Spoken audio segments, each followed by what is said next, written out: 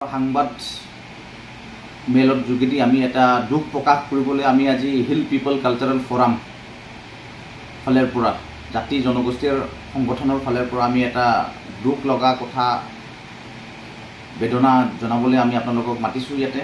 কাৰণটো হ'ল যে যিহেতু এই 11 তাৰিখ জুন 2024 ৰাতিপুৱা 1:30 বাজি বুলি আমি এটা ঘটনা শুনা পাইছোঁ যে হুকুৰি টিচপি ছোৱালী এজন গুলি হত্যা হৈছে বুলি আমি গম পাইছোঁ। আৰলং লাংছো যিহেতু ডিফুত 3 কিলো ডিফু লামডিং ৰোডত থকা অৰিজিনেলি তেখেতে হ'ল দেনগাঁও এৰিয়াৰ ফালৰ পৰা কাৰ্বি আংলঙৰ। এইদিনা ৰাতিখন ইনচিডেণ্ট আমি এটা শুনা পাইছোঁ যে এইটো ঘটনাৰ ওপৰত আমি প্ৰথম যোনে কৰিছে নিন্দা জনাইছোঁ, আমি কণ্ডেম কৰিছোঁ।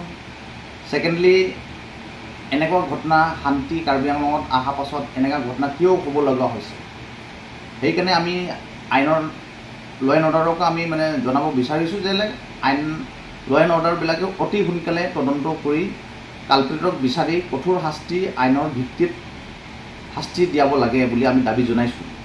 আৰু তাৰপিছত নম্বৰ 3 পইণ্টটো হ'ল কম্পেনচেশ্যন আমি কাৰণে আমি দাবী জনাব বিচাৰিছোঁ ভিক্টিম ফেমিলিৰ কাৰণে। বাছ ইমানে মই ক'ব বিচাৰিছোঁ।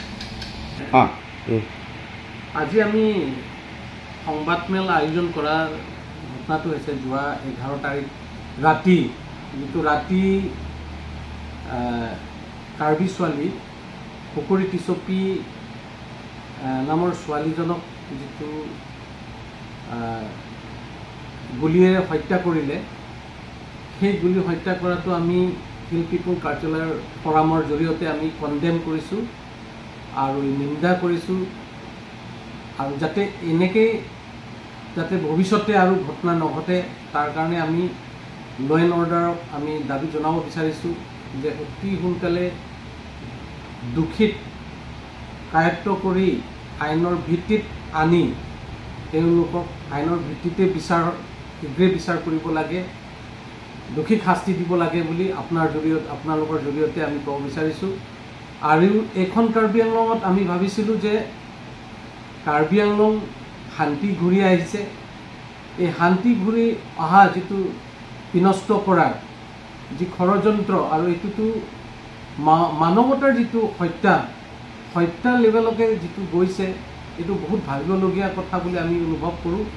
আৰু যাতে এনেকৈ যাতে ঘটনা নঘটে তাৰ কাৰণে ল এণ্ড অৰ্ডাৰে কঠোৰ ব্যৱস্থা কৰিব লাগে বুলি আমি দাবী জনাওঁ। আৰু লগতে আমি ক'ব বিচাৰিছোঁ যিটো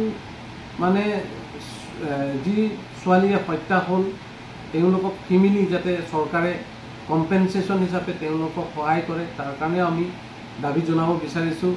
আৰু ভৱিষ্যত যাতে কাৰ্বি আংলঙত এনেকুৱা ঘটনা নঘটে, কাৰণ কাৰ্বি আংলঙৰ আমি অনুভৱ কৰিছোঁ যিটো কাৰ্বি আংলং শান্তি ঘূৰি আহিছে বুলি আমি অনুভৱ কৰিছিলোঁ, কিন্তু এনেকৈ যিটো ঘটনা হোৱাৰ পিছত বহুত কথাখিনি ভাবিবলগীয়া বুলি আমি অনুভৱ কৰোঁ। এইকাৰণে দোষীক শাস্তি দিব লাগে। আৰু যিটো শেষত আমি ক'ব বিচাৰিছোঁ ইয়াত কাৰ্বি আংলঙত এনেকৈ যিটো হত্যাকাণ্ড, এই হত্যাকাণ্ডটো শেষ কৰি দিব লাগে বুলি আপোনালোকৰ জৰিয়তে আমি ক'ব বিচাৰিছোঁ।